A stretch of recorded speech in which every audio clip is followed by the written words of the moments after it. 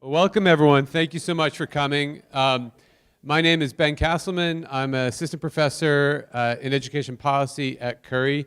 We are really glad to have you here for our final Ed Policy speaker series of this semester. We do have one already scheduled for the spring. Judy Scott Clayton will be coming from Columbia on February 2nd. We are able to put on these seminars thanks to the generous support of the Bankard Foundation. And I'm very, very excited today for our final speaker this fall to welcome Greg Darnieder, the Senior Advisor for College Access to Secretary Duncan at the U.S. Department of Education.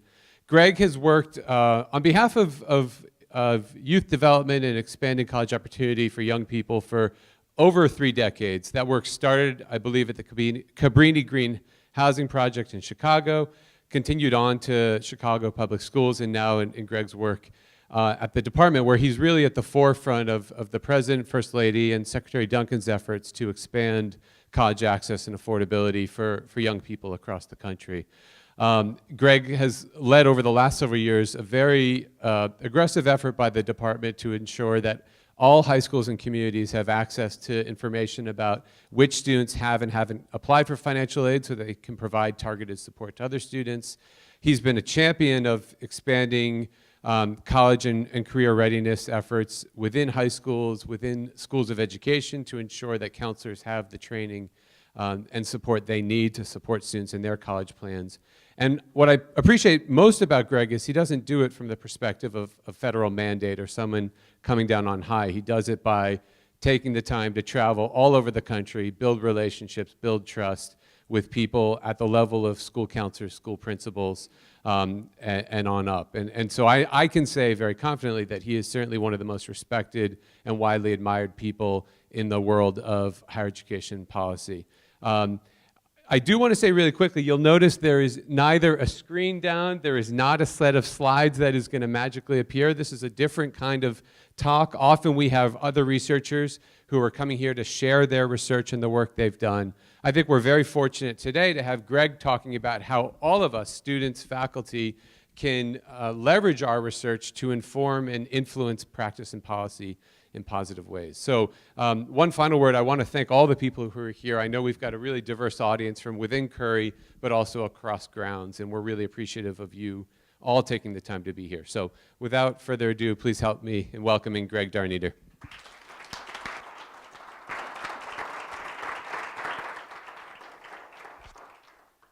Well, hello. Ben, thanks a lot for both the invitation and the introduction. I really, really appreciate it. I do want to make this as much of a conversation.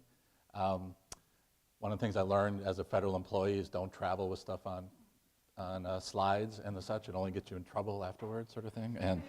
And plus, it would take me 6 months to get it approved to even show you, and it would be so general, it would be totally useless. And so, anyways, we'll have a conversation. Anybody have Chicago roots in the audience here? 1, 2. Put those hands up proudly. Yes, okay. There we go. All right. So what I do want to do is kind of tell you my journey in education. I also started as a middle grades teacher in St. Louis and in Washington, D.C. a few decades ago. Actually been 4 decades, so I'll age myself even further in terms of this conversation. But talk a little bit about my journey, particularly in the context of research and then in the context of policy. I was never intending to try to get to D.C., to be at the U.S. Department of Education and sit in the Secretary's office. That's never been a career goal. It's totally luck in terms of the Secretary of Education being a friend of the President, and aren't my being a friend of the Secretary of Education, and us having many common interests along the way, and a real heart for serving low-income kids, which has been my entire career, over 30 years in Chicago, half of that in Cabrini-Green, if you're familiar with Cabrini as a former neighborhood. And when I worked there in the 70s and early 80s, arguably, through the 80s into the early 90s, arguably the most dangerous neighborhood in the country. And yet, incredible things happened with the young people that I had the opportunity to share my life with and and support on their journeys.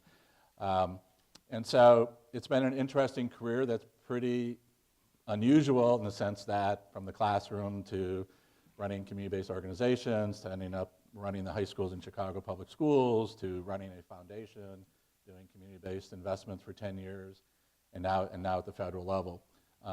And so what I want to do is also kind of get into the policy aspect of what I know Ben wants me to really share with you with, and then use FAFSA as an illustration of how one data point can leverage an incredible amount of action on many, many fronts. A data point that's particularly powerful when we talk about low-income students and accessibility to higher education. And so I want to start by saying, when I did the work in Cabrini, we were conveniently located, for a couple of you who know Chicago, less than a mile from DePaul University and less than a mile from Loyola University and Northwestern's law school, and downtown Chicago that has like 50,000 college students and the such. We were we were a nice, easy target for folks like yourselves, research students and professors, to show up and knock on my door and ring the doorbell and say, this is back in the 70s, before computers, right? And so, like, we would love to study your kids on whatever, whatever, whatever. And your predecessors would make me all these promises of how they would come back and talk to me with all their insights and findings in terms of this subgroup of students. Now I had about 1,000 kids in this after-school program. So I had lots of subgroups of targets, right? Starting with kindergarten kids all the way up into college. So you basically tell me what you're interested in. If you're interested in low-income kids, I could probably find a subgroup of them within my 1,000 student population. But you never came back and shared your insights. So I began to not trust you all. It was like, why do you make these promises and you don't come back? And then I had this marvelous opportunity to change that view because I met Melissa Roderick and John Easton at the Chicago Consortium on School Research, CCSR, at the University of Chicago.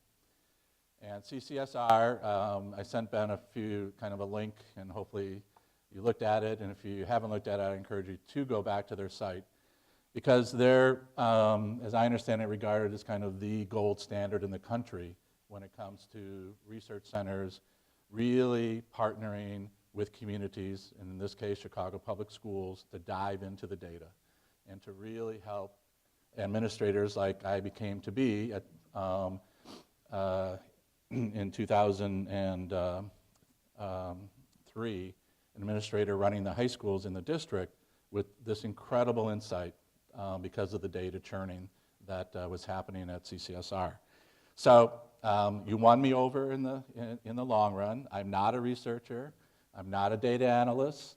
I'm really kind of the guy on the street who's trying to create some action here and build programs that make sense for young people and that are truly supportive and the such. So I want to talk about that relationship because I've talked about it in the day that I've been here in a couple different settings in terms of why that was so important. And one of the things that I came to believe from Melissa and her grad students and John and his grad students was that we had a common set of reasons that was driving us as human beings in terms of why the work that they were doing from a research standpoint and the work I was doing in terms of implementation as an administrator, that we had a common set of values around young people, and in this case, low-income young people. And it was very much a civil rights stance that we were both taking. It was a stance around equity and seeing the injustices that existed and that we had a chance to have some level of impact on. And that, and over that, as that relationship began to build, it was all based, and this word has come up repeatedly since I've been here, it was all built on trust. And if you don't get to a point of trust, it's going to be really hard as researchers to impact much of anybody. It's going to be just isn't that interesting? You know, so-and-so came up with this study, but it's got to become so much more than that. And so how does that trust get built? Well, one of the things that Melissa and John did themselves personally and did with their grad students is they got out of their offices and they went into the schools and they talked to teachers and they talked to students and they talked to principals and they went on to their turf. Now, yes, we had meetings at the University of Chicago periodically, very rarely. We had meetings with folks from the schools at my office in downtown Chicago at Chicago Public Schools. But 95% of what we did was out in the field. And that's a huge statement because can be a lot of anxiety as a white person walking into a school that's predominantly African American or Latino. And that's not comfortable space for many of us to enter into. But to do this work and make it legitimate, it became essential for me to know that there were researchers who were willing to go out there into the field and prove that they really had a sincere interest in what this was all about. And part of that was demonstrated by getting out from behind your computer and out from your office and getting out there and actually talking with folks in the real world. Now, when I started at Chicago Public Schools, we were fortunate. So this relationship with Melissa and John had started before I got to Chicago Public Schools. And Arne gave me the opportunity to build this department of college and career preparation, brand new department. And what led up to that was 6 months of meetings every 2 weeks that Melissa and the Dean of Education, Vicki Chu at the University of Illinois Chicago, chaired. But what made those meetings dynamic, and there were about 20 of us, this was a discussion, should we form this department, right? And it was people from Arne's office, it was people from the city colleges, it was somebody from higher ed at the state level, it was representatives from a couple local universities, it was people doing college access work from nonprofits and the such. But what made those discussions really come to life was every meeting, these meetings went on for 2 hours, started with a half-hour presentation by one or more of Melissa's graduate students on data. They started the meeting with kind of this, continuing to like open the veils, you know, of what's happening within our schools around college access, around academic performance, and looking at different subgroups of students, because they had access to student-level records, just as I did as an employee of the district. And I would leave those meetings with my mouth open, like, oh my goodness, I'm running a foundation, so I'm very happy doing what I'm doing. I'm giving away somebody's money, right? And then we're doing this great work on the west side of Chicago, doing affordable housing, started a charter high school, built child care centers, so that was pretty exciting work. But my heart was as much around this equity challenge within so many of our school districts and cities across this country. And Melissa and her grad students made this come to life for me in terms of the challenges that Chicago Public Schools had as a system. And that's what won me over, because after I accepted the position to start this department, the relationship with the consortium continued in that both of us got some Gates money, and which allowed each of us at either end to hire 4 or 5 people. So in my case, I was able to actually start a data analytic unit inside of the Department of Post-Secondary Education, outside of the accountability office of the district, which is where most of the researchers would be located. And these 5 people reported to me. They didn't report to anybody else directly. They reported directly to me. So I could have them dive into questions that arose through what ended up being monthly discussions between Melissa's research team and her graduate students and my research team. Now, that was critically important in terms of continuing to maintain the trust.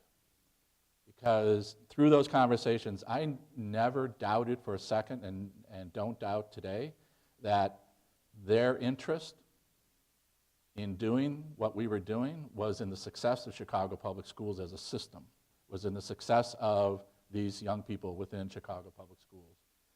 That they were interested in my success as an administrator within the system. Now, that didn't stop them from releasing some pretty powerful data that ended up on the front page in a not so glamorous way on the front page of the Chicago Tribune and the Sun-Times. You know, the pothole study, if any of you looked at that or are familiar with it, ended up on the front page of the Tribune and the Sun-Times. On the Tribune, it was 100 stick figures.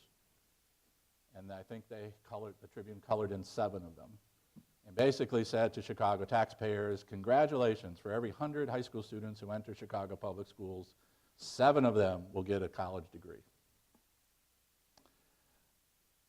Now, we knew what that study, what that headline was going to be probably a year and a half before it showed up on the Tribune. We knew it because of the conversations that those monthly conversations that we had on an ongoing basis with Melissa and her team. I'm actually going back the first week of December because their consortium is going to release another study on college completion, which is going to show some growth from 7. Can't get too much worse than that. But it's going to end up on the front page of the papers again. And because when we started this work in Chicago in 2003, it was really about college admission. It wasn't about persistence and completion as the conversation is today. But to me, that's not necessarily a bad thing because the Chicago Public Schools had to create a structure to get to first base, right? And yes, we all want completion of degree, whether it's 2-year, 4-year certificates and such, to be the end goal. But you don't leap from nothing to there overnight. And so when I was there, the conversation was pretty much exclusively around admission. It wasn't about the completion, which is very much on the minds of administrators in Chicago today. And that's what this study in early December is going to, and I'm sure you'll be seeing it because it could be one of those things that makes national headlines as well. So, but the point I want to make is this issue around a working, trusting relationship between the work that you're called to do as a researcher and the dynamic process and impact it can have. There was nothing more important to me as an administrator to have those conversations in terms of my own decisions controlling directly 200 staff people and $45 million and having influence on a $5 billion budget of Chicago Public Schools where that budget intersected with college access and career access types of work. There was nothing more important than having the insights from the researchers, not in a condemning, negative way. Never, ever, ever did I feel like they were pointing my finger at us, ever. It was always, nor did they ever tell me what to do. They made observations, they raised questions, they asked about strategy, but they never, ever, to this day, have ever told me what to do. And that allowed my team to take that same type of attitude and take my research and data analysts out to the schools and have that same type of conversation, principal by principal by principal by principal. Now I had 100 schools, high schools. I had 650 schools overall. So I also had to figure out how to build this from a system standpoint. It couldn't be just little interventions, right? We had to have an overall strategic strategy to accomplish any of this. So that trust, that relational aspect, I mean, to this day, I still consider Melissa one of my best friends. When I go back to Chicago, I seek her out to have lunch. I pop into her, she teaches a Thursday morning class, and last 2 years I've been able to show up on a Thursday and pop into her class and surprise her and the such. And it's, you know, it's that type of camaraderie, of of commitment and the such. That's been incredibly powerful.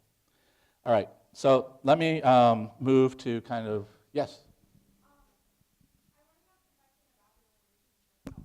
I wanted to ask a question about your relationship with Melissa and the other researchers, which is, when we do research, there's a lot of uncertainty. We get estimates and we get confidence intervals, and then in implementing policy, you have to translate that into some certain statement. So how do you like research to be presented to you? What's the most useful way for it to be presented to you, and how do you deal with the uncertainty in the data? So I think that probably depends on personalities and how you want to receive information. You know, so I pretty much have always operated on an open door policy. You know, if you want to talk to me, people. I used to get to work pretty early in the morning, like 5:30. So people knew from like 5:30 to 8, they could call me, and I would answer the phone directly. Now, I used to have a boss that in order to go in and get some of his time, I'd basically have to schedule something like 2 weeks out, right? I mean, his door is like 3 doors down, but I knew I could knock on it and ask Don for 10 minutes, you know, because he was very like rigid in terms of how he wanted to, you know, his day to flow. He had enough interruptions because he was he was my boss and reported directly, in this case, to Arne at Chicago Public Schools. So, but I think the indecisiveness or the lack of clarity in the data, that's why these conversations, you know, I never felt surprised by the research team. They never went out and did something public that we hadn't talked about thoroughly prior to. There was this courtesy, if you will, of respect that I knew what they were going to do in the end. What I wanted, as we led up to that point of the front page of the paper, was the honest conversation, which typically was over a very long period of time, which gave me the opportunity to address some of the concerns and to be able to either acknowledge. I mean, we rarely ended up disagreeing in the end. It wasn't an issue of like my questioning their data or questioning their integrity as researchers. It was more the intrigue of their insights and the such that propelled me. And fortunately, since I was able to hire my own team, I hired a group of people that were problem solvers. I mean, we weren't the nod our heads and smile and sort of type of folks. You know, either what they were indicating made sense to us, which, as I'm saying, pretty much always did. It might be an issue of where that falls on our priority list of all of what we're trying to execute against. But I think the main thing is to be able to talk through whether it's everything from, well, I'll use under FAFSA. We have, what always comes up is a definition of like, who is a senior? How do you define senior in high school? Is it September, before the 20th day, or whatever the official, you know, cutoff date of registering kids is within a district? Is it kids in September who have enough credits to graduate by May or June, taking a normal set of credits? Is it in January, when some of the kids who were there in September have dropped out? Is it, so you're, you know, as you get closer to the graduation date, you're upping your percentage of success, you know, and however that's going to get measured, and the such. So is it, do you count kids who graduate during the summer after May graduation who are 1 or 2 credits shy but earn those credits in summer school? Do you count them as seniors as part of the, you know, May 2014 class sort of thing? So we can have those disagreements and arguments, and as systems report out data, it's really important to argue those things or get those things as clear as possible, obviously, so you're not switching definitions and cutoff dates and all of that from year to year, because then obviously the data becomes pretty much almost meaningless sort of thing. So, but I think it's as much in terms of what's driving people in their hearts.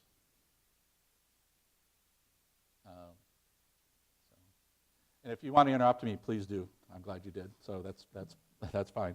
But let me just go into policy here a little bit in terms of now my role at the Department of Ed. So I find myself in the Secretary's office, and so let me give you a little bit of idea of the structure, just to make sure we're all on the same page here and such. So we have the Secretary, and then we have right underneath him two positions, the Undersecretary's position, which would include offices like FSA, Federal Student Aid. It would include our Office of Post-Secondary Education, which is where Gear Up and TRIO types of funding comes from. It would include our Office of Career and Technical and Adult Education, OCTAE, new acronym for the department. So those assistant secretaries over FSA, over OCTAE, over OPE and the such, and a number of others would report to the Undersecretary. You also then have the Deputy Secretary, who currently is Jim Shelton, who is leaving. And so Jim has another set of offices, assistant secretaries that report to him, Office of Elementary and Secondary Education, and a number of others and the such. So you have the big three, or the three most powerful folks in the department, if you will. Then you have the assistant secretaries, who are basically in pretty significant managerial positions, and with lots of program directors reporting to them and the such. And then you have people who are, let's say, influencers who are staff members. Some of them are career, some of them are political.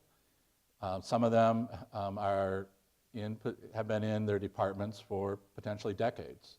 So there's a lot of historical knowledge that is invaluable to those of us who come in as political appointees, who are there. Average political appointee at the Department of Ed, I understand, is 18 months.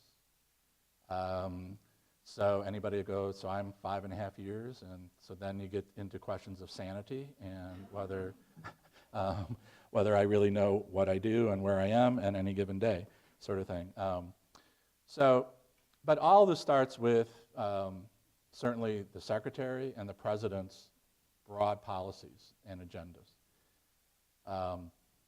And so what I've been able to do on college access and FAFSA, and now with the First Lady and with school counselors and the such, is all attributable back to Arne, and who he is as a person, and how he and what constitutes him and his thinking about how any educational issue in the country gets approached. But there are people who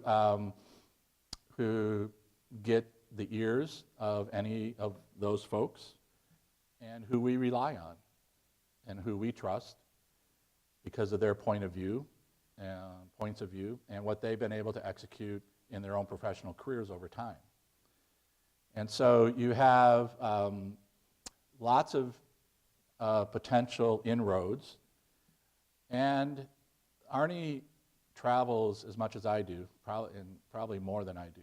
And one of the things he does all the time is have listening sessions with teachers, with administrators, with young people, with students, both out in the field as well as at the department. So one of the things that I've had the opportunity to do is organize youth conversations with Arne about every 6 weeks, and they're usually very topic focused. So it could be anything from high school students who are in military families and trying to understand the dynamics that they're going through by moving every 9 months, not only in the country but potentially throughout the world. It could be with homeless students. It could be with foster care students. It could be with college students on financial aid issues or whatever. So those types of, Arne is, and many of us, we actually love those types of conversations. We seek them out. When I travel, I love having conversations with students, with staff members, with school counselors and the such. And all that information doesn't necessarily translate the next day into like a policy decision, right? But it's all information that helps build a body of knowledge around decisions that might happen in 3 months, might happen in 6 months, might not happen for a couple years. So keeping our ears to the ground is out in the field is very high priority, has been and will continue to be. Now, why would Arne or why would Jim Shelton pay attention to what anybody has to say? And I think a lot of this gets back to an issue of trust again. And is what, when I seek so-and-so out, to what degree do I attribute a level of credibility to what he or she is going to tell me? Philosophically, are we pretty much on the same page in terms of how to approach a certain challenge and the such? So to me, it gets back a lot to these core elements around trust and strength of relationships. It's not just having the information. You got to be able to communicate your insights in effective ways, through channels that will hopefully lead to some sort of common action that you as a decision maker trust that what you're being told is accurate and is actionable and the such. So let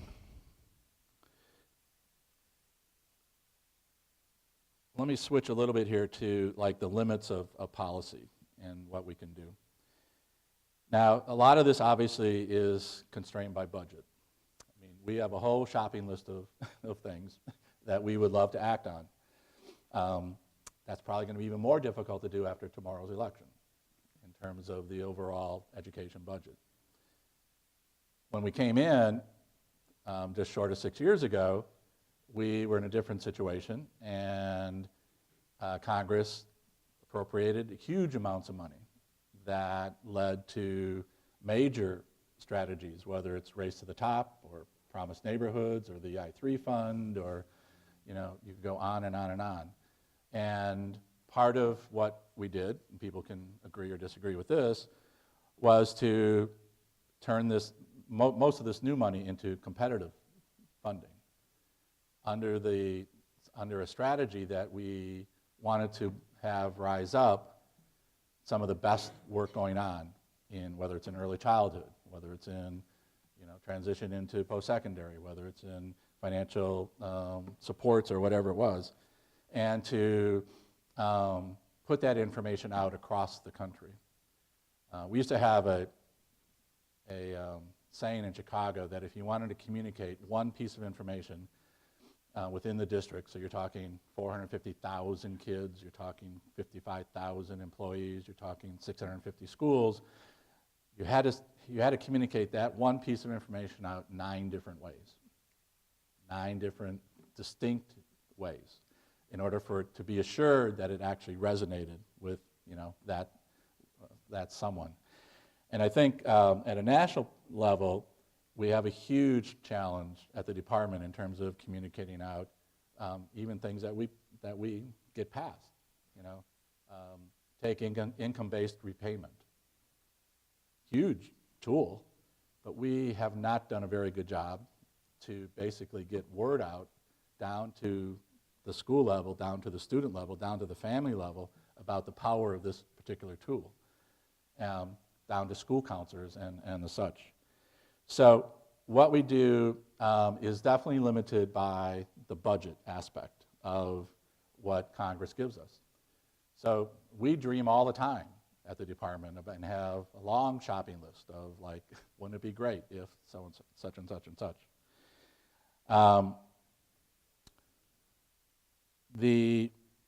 So when I went to the department, I have no staff. I had 200 staff in Chicago. I have no budget. I don't have $1 in budget. I had $45 million that I was used to controlling.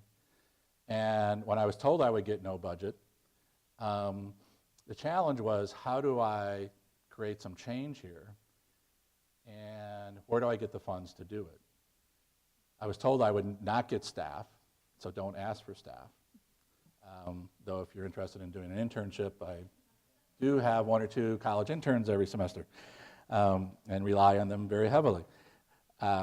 So my challenge was to, and I'll use FAFSA, I'll get into FAFSA here for a little bit, was how to convince people at FSA that this would be a better way of doing what they've been doing in terms of outreach, and to effectively get more high school students to fill out their FAFSA form by using data than taking their 5 outreach people assigned to the entire country who typically go to a school and do like a 2-hour presentation and leave, and then have absolutely no idea what impact, if any, they had, you know, through their presentation and such.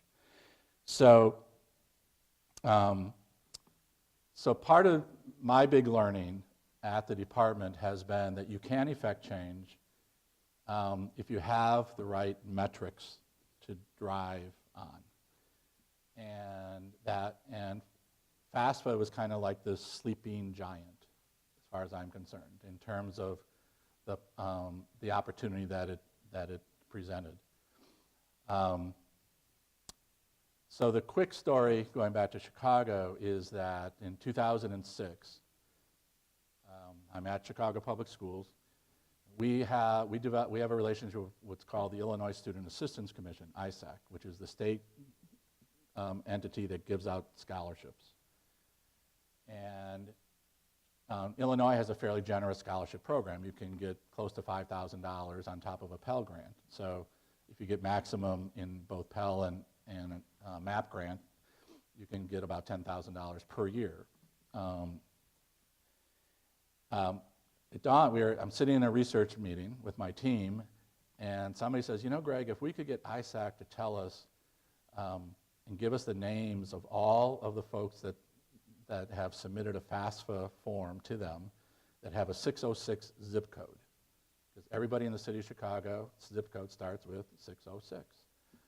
We have the master list of Chicago Public School seniors. We could match name, address, and birth date.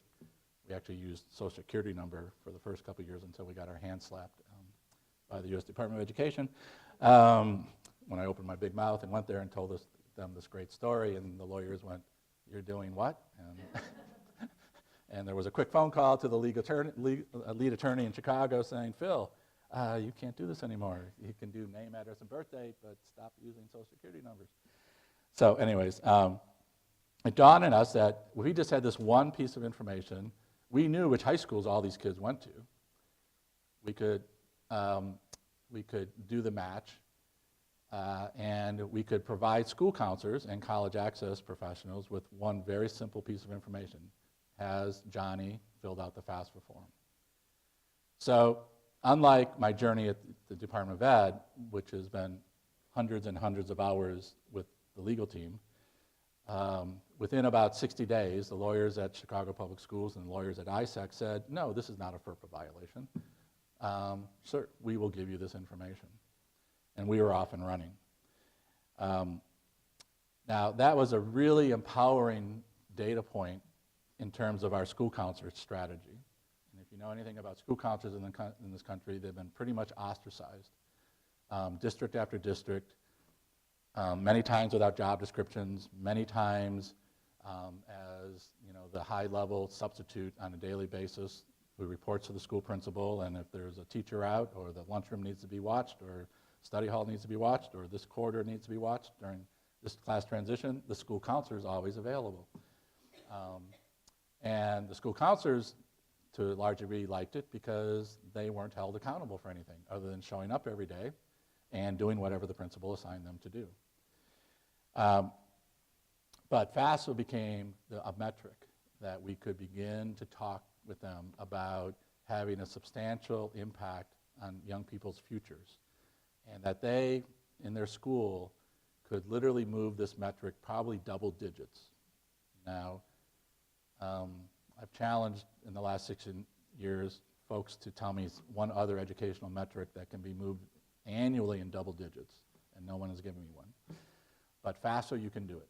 And there's ample evidence now across school districts in the country that this can happen. So FAFSA became a really interesting link because we had NSC data prior to FAFSA, but it was another really important tool in terms of helping build out a system-wide strategy for post-secondary access.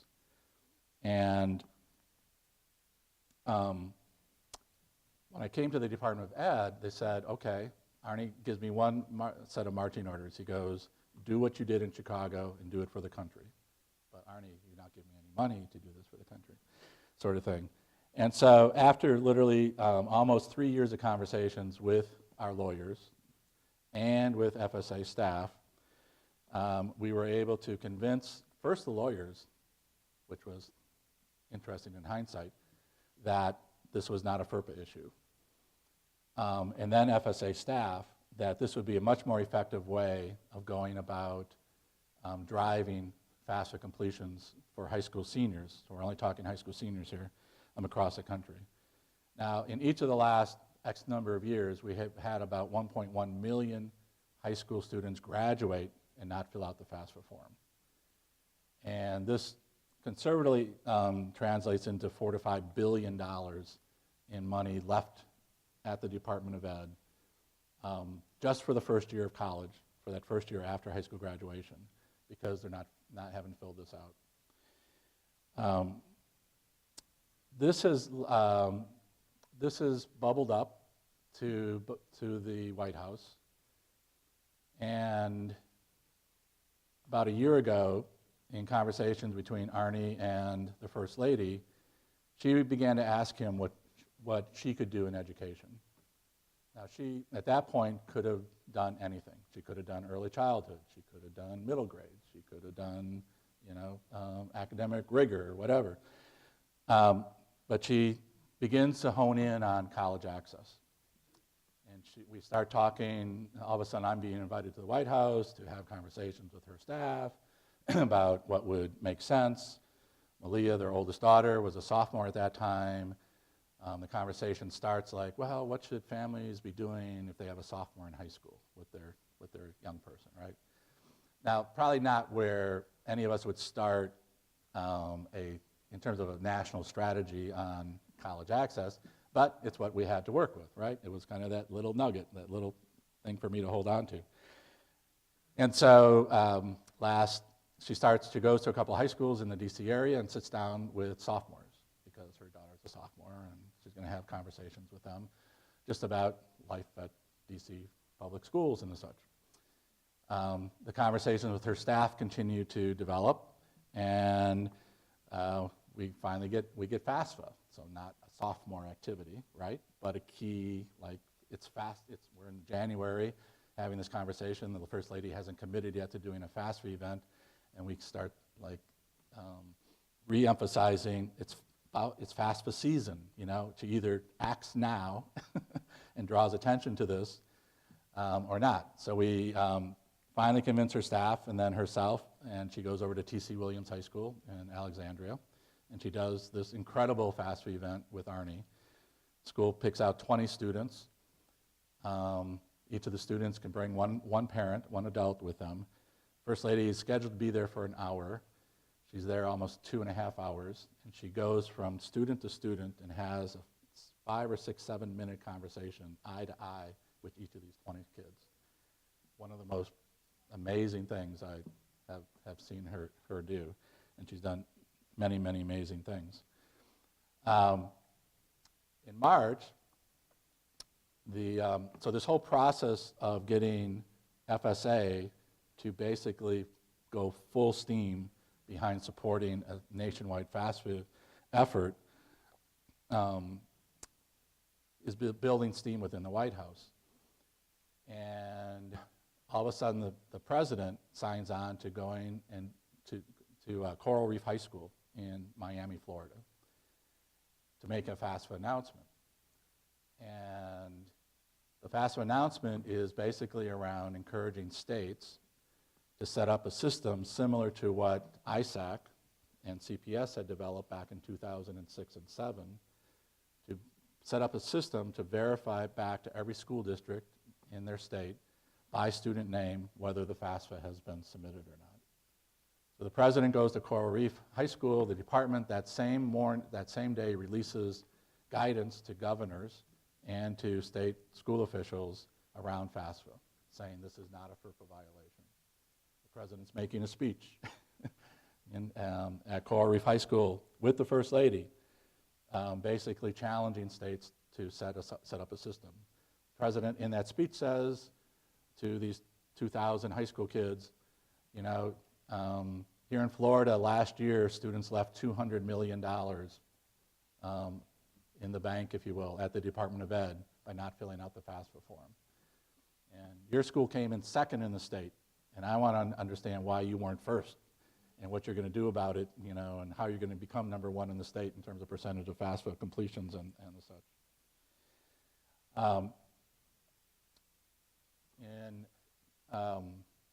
That led then to a number of other events, including a briefing at the White House around the importance of school counselors. So part of what I'm trying to say in this is that we can have strategic plans of outlining all of what I've been saying, and I'll keep going here in a second, but a lot of it is just being opportunistic.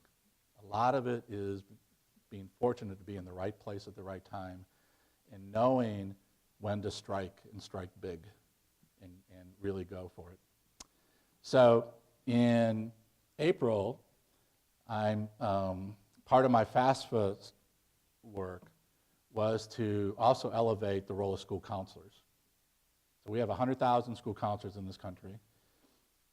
Virtually none of them in their graduate studies have taken even a single course on college and career access.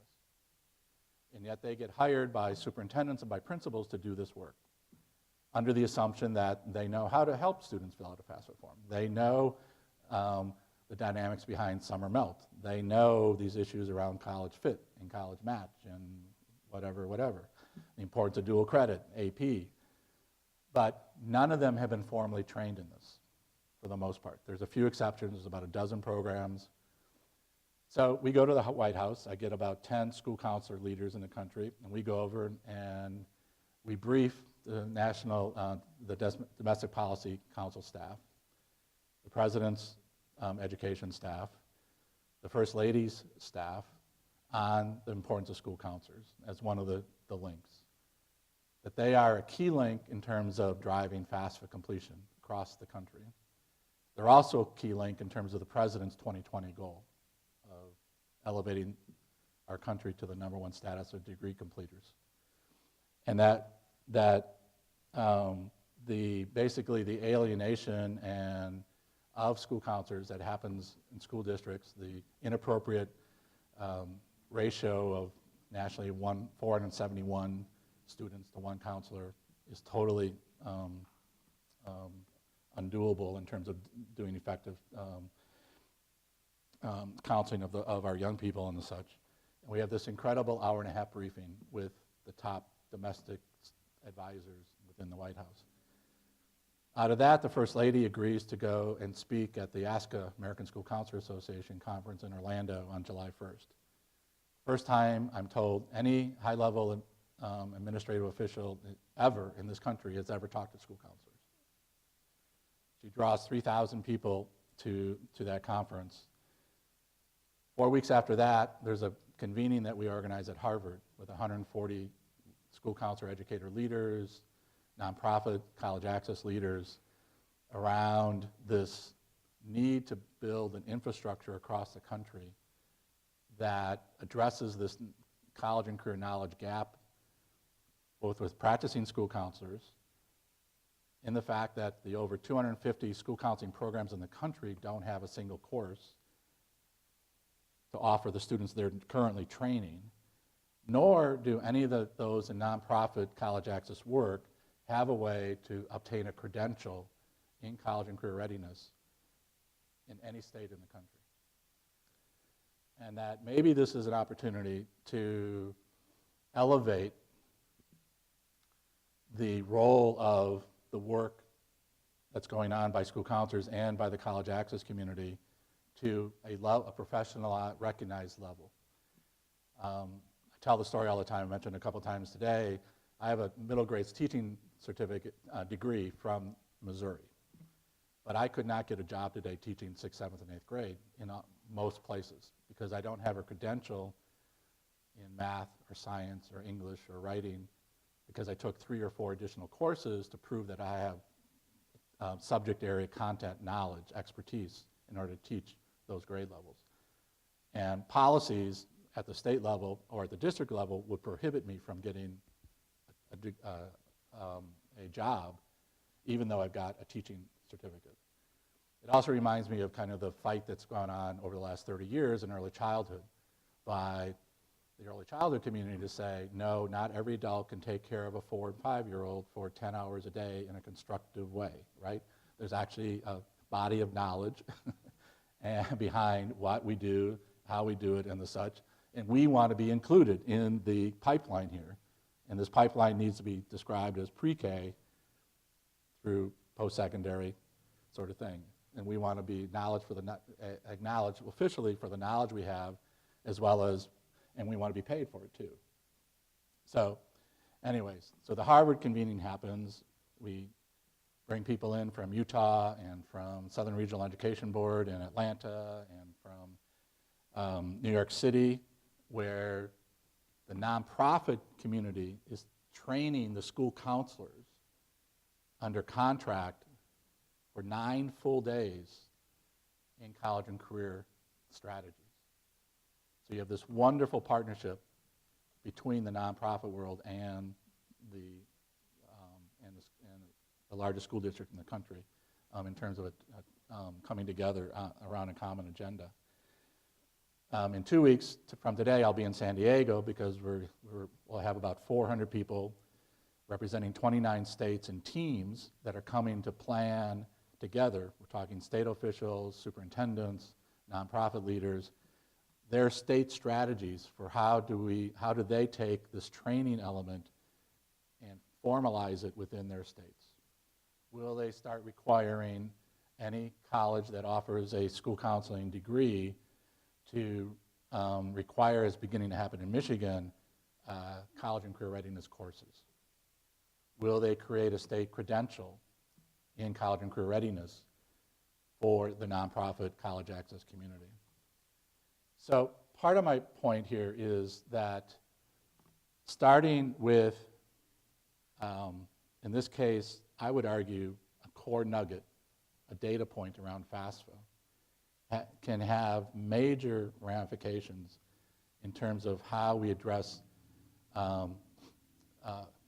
challenges that are just as big as getting 1.1 million students to fill out the form every single, because this has real economic consequences both at a state level and at a local level for those young people who don't go on to post-secondary education. And that it takes, sometimes you're just lucky, and in terms of being in the right place at the right time, which I feel in many, many ways. But it's also a matter of being an influencer, a trusted influencer into key people at the top. And Arne and I, we rarely meet. I'm talking in 20 years, the longest conversation we probably have ever had is maybe 15 minutes. But I know I can get to him at any point in time if I need to communicate something. And he knows that he can trust me, and I totally trust him in terms of having my back and his having my back in terms of what he's entrusted for me to do. Integrity is so critically important in doing this work.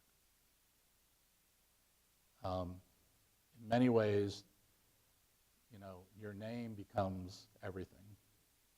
And when I ran this foundation, it was the money of a banker, and his name is everything to him, everything.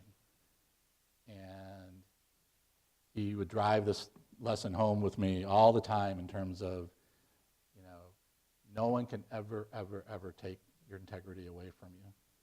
You can give it away. You can do something really stupid. Give it away. But to me, and maybe it's just maybe my unusual set of experiences professionally, that has driven me to a view around both the importance of integrity, the importance of where one's heart is, the importance of why you're doing what you're doing. If it's just to create another report, maybe that's just not going to be all that valuable to much of anybody else beyond yourself in the end. And so how do you make these connections? How do you develop the relationships? Because as researchers, you hold an incredible amount of incredibly valuable information that I wish I could tap into your heads like every single day and know what you're thinking and how you're processing information.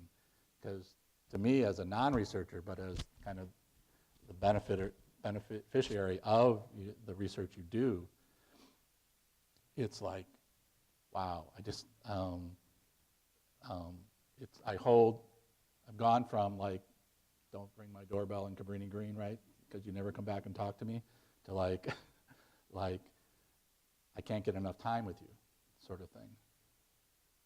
But it's got to be a genuine relationship. And whatever you tell me, as long as I trust you, I'm going to soak it up as a sponge to the deepest degree. So whether it's at the local level or whether it's now at the national level, there's some really powerful work going on for any of you that are interested in this college access. This to me, is about to explode to the next level. This conference in San Diego couldn't be, there's no White House money behind this conference. There's no Department of Ed money. 400 people are coming there on their own dime. It's hosted at San Diego State University. The president just gave his blessing. But there's no money to make this happen. It's like these passionate people who said, this is the right thing to do at this point in time, because the vision for what can happen is so much bigger than any of us can even think of right now, that we just want to be this catalyst in the process. None of this would be happening if the core group of about a dozen school counselor leaders hadn't bought into, over time, into that FAFSA data point. They had their own success with it. They believed in it. They understood the research behind it. And they said, yeah, I'm all in on this. So let me just close with one story, and then we can open this up. So about 3 years into my work at Chicago, Arne has this monthly conversation with Mayor Daley. And he says, oh, Greg, come on, put together like a 10-page PowerPoint. Let's go over and you can join me and talk to the mayor. So I innocently go with Arne over to meet with Mayor Daley. And it's the chief academic officer, Dr. Easton Watkins, Arne, the mayor, and I think of a couple of the mayor's advisors. And the mayor's sitting right to my right. And so it's my turn, my 10 minutes of glory with the mayor, and I pass out my PowerPoint, and I go to the first page, and he doesn't turn the page. And I start talking, and about 10 seconds into my talking, he grabs my right arm and he says, Greg, I just want you to know, I don't believe any data anybody from Chicago Public Schools has ever brought to me. Holy moly. So Arne's sitting there, been meeting with this man for 3 years on a monthly basis. The chief academic officer is sitting right there. well, I guess I'm out of here because there's no sense going to page 2 because, and then I went back and Arne and I talked, and about 6 months later, we go back to the mayor. Same PowerPoint, except for the cover page. And the cover page didn't have my name on it this time. It didn't have Arne's name on it. It had Melissa Roderick's name on it. It had John Easton's name on it. Everything else below that, which the mayor had never looked at, was exactly the same. The data sources were the same. The mayor ate it up like a little kid. It's like, oh, wow, this is like totally fascinating, man. And that was such an incredibly powerful experience for me to have. Right? It was like the trusted deliverer of the information. He would accept what the researchers, because he knew their reputation. He always doubted what anybody from Chicago Public Schools had been bringing to him over the years, sort of thing. And from that point on, Mayor Daley became our best advocate. He was out there making press conferences about how his kids and how well, because our college enrollment data with NSC was going up every year. The number of scholarships that they were winning was going up every year. Look at what my kids are doing. All of a sudden they were his kids, and it was, but it was like, wow, yeah. So I always wonder from that point on, like, what's somebody thinking when data is shared? What are the doubts in their head? Do they really believe it? And so how we set up those relationships of trust that are straightforward and honest, and we can drive the conversations in terms of what to do. There's a role for all of us in this, but I can't overstate how critical it is to build those working relationships. It's not because you're the smartest person in the room. You might be the smartest person in the room, but if you can't translate your knowledge in an effective way down and through the pipeline, it's good work. It just could have been life-changing work. So whether it's at the federal level or the city level, organizational level, I think the principles are pretty much the same. You have your influencers, but you have to have credible people to deliver messages. And when that happens, wow, it's like exciting. It's like the 4th of July. It's seriously, it's so freaking exciting. So. All right, so let's open this up.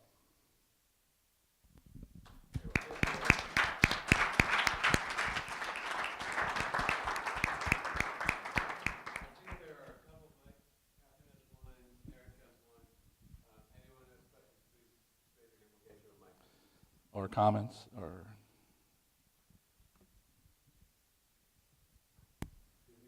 Jim, go ahead. Mindy. Go ahead. Oh, okay. ladies first. Thank you. So I really enjoyed your talk. Thank you for coming and being here with us. I was interested in knowing a little bit more about kind of why you think CCSR, that type of research partnership with the public schools, hasn't been kind of more broadly replicated in other urban districts across the United States.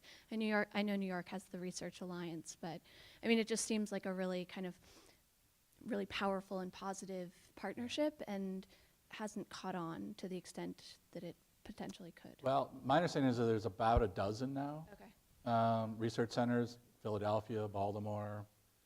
There's some work going on at Stanford and the such. So I think that's one of the exciting things about what's about to happen, is being able to translate, and CCSR, to their credit or to their right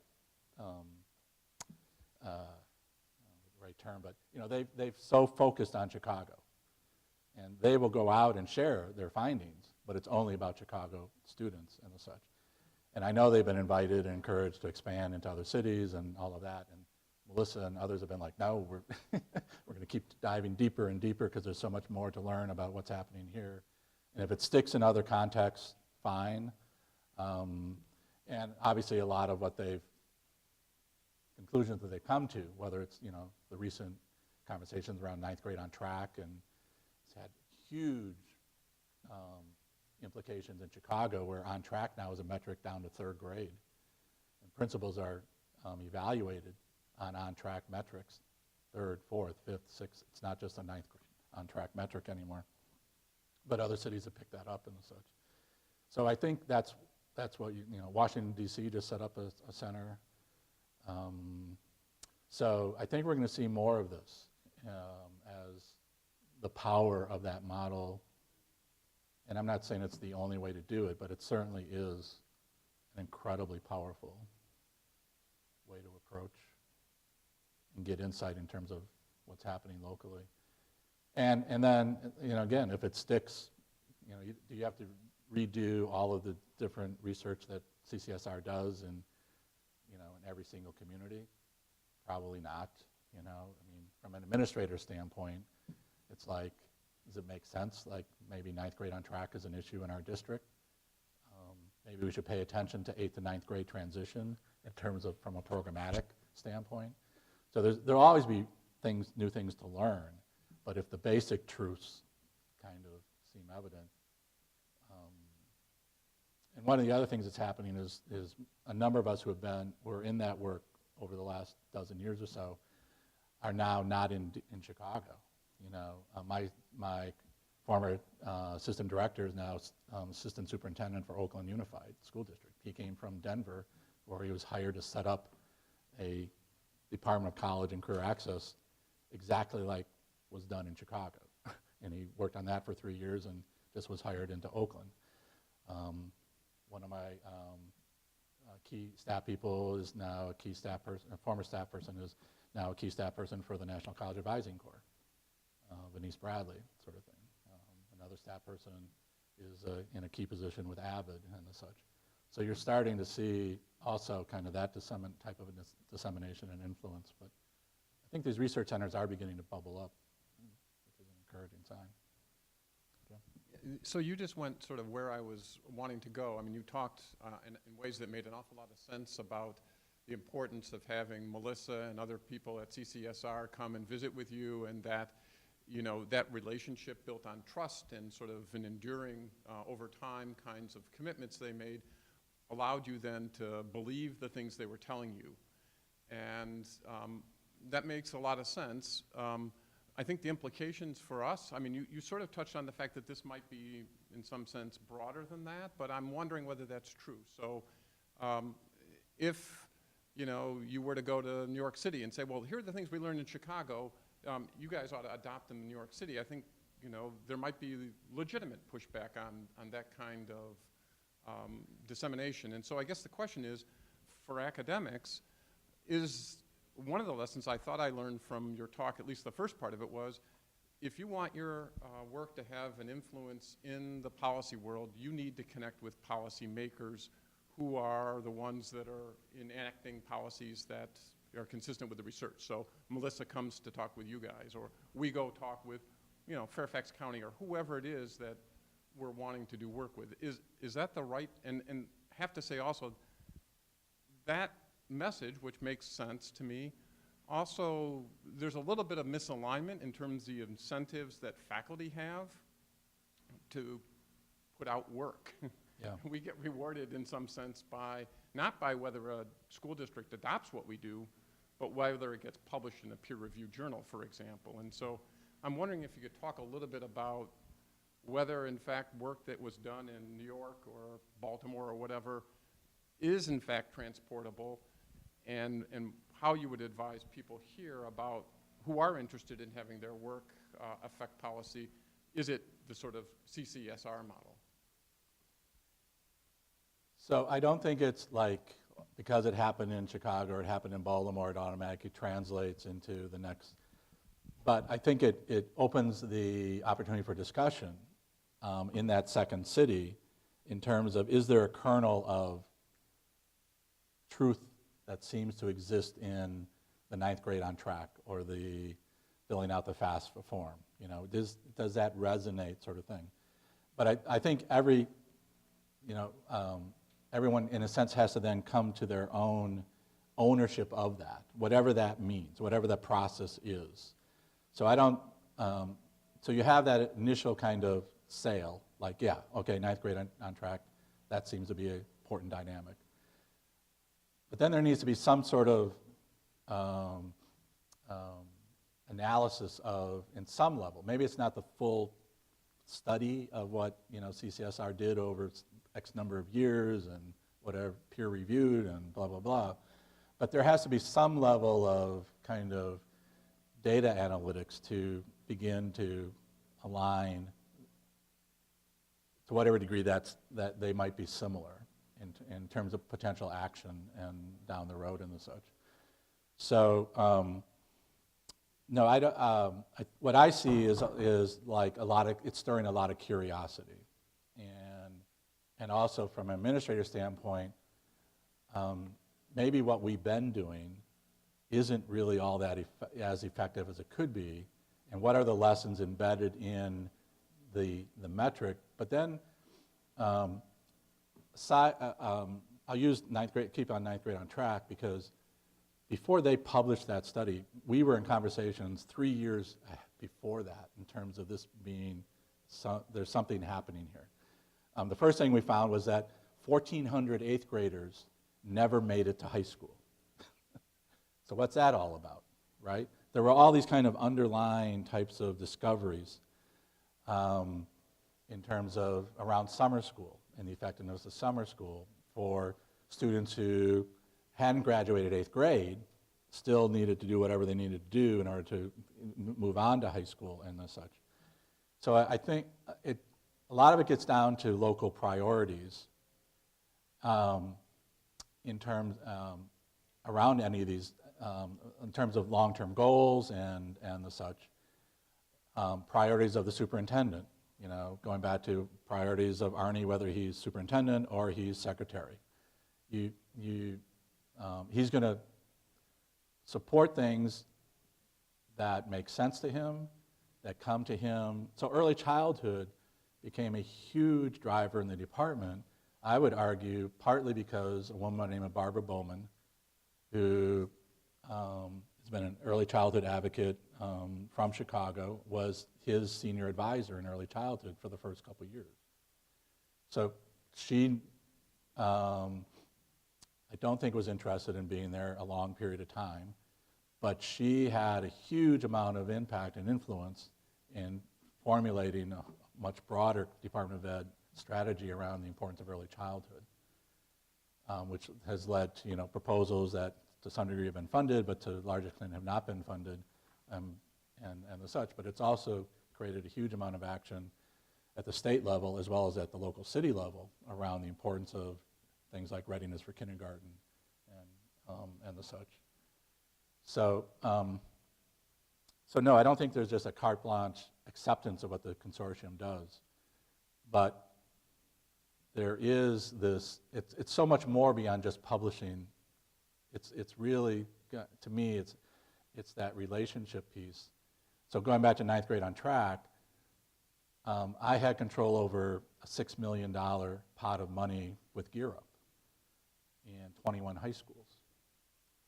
And Gear Up to me is like one of the best R&D pots of money available into the K-12 system, because you can pretty much do whatever you want to with those funds. I mean, it's been tightened up a little bit over the last couple of years, but we seeded actually the programmatic aspect of what I was in conversation with Melissa and her researchers on by beginning a 5-week summer program in the 21 Gear Up high schools, and beginning to, and documenting the impact on attendance the following fall and on grades the following fall, and just, the importance of having like a parent outreach worker as part of that strategy sort of thing.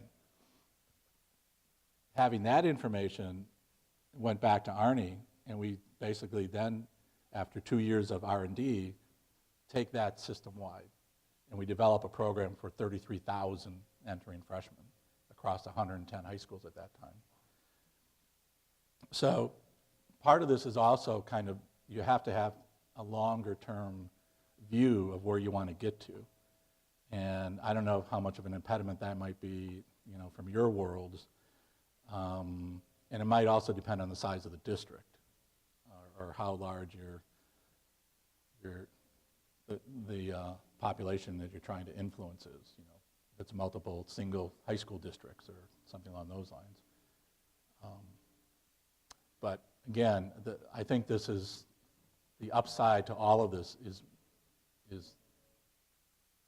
more than significant as we move forward. It's very, very exciting. Hi, you mentioned one thing that researchers do as a practitioner that kind of drives you crazy is when they take your data and don't tell you the findings. Is there anything else that really irks you that we should know about?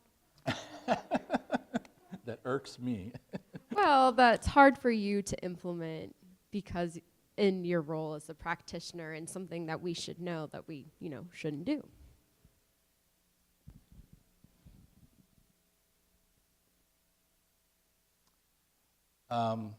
Well, the reason I stressed the regular meetings with Melissa and her team was that this is all a process over time, and I didn't want to have those meetings every 6 months, because you're hearing information, assuming you're out in the field, so I'm, you know, a reasonable amount of time, and that you have your ears to the ground in a powerful way, and that it's not just data crunching, but it is the data crunching plus the human aspect of that data. One of the things that the consortium's done a very good job of, I think, is extracting out students' stories to illustrate key aspects of their findings, and really to personalize this in really powerful ways. So I guess it's like holding on to the information. As I was saying before, like want to like be inside your head and understand how you're linking different thoughts together and the connections you're making as you gather this information. So I don't think we can't, in some ways I could say we don't talk enough.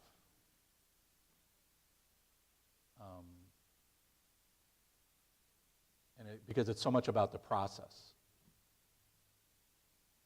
And I don't know, I think the grad students and Melissa got a lot out of those conversations. I know I sure as heck did. Other things that irk me, I'll think about that on my drive back to DC, and I'll send Ben an answer and he can share it with everybody. Other thoughts, comments? Ready to go to work?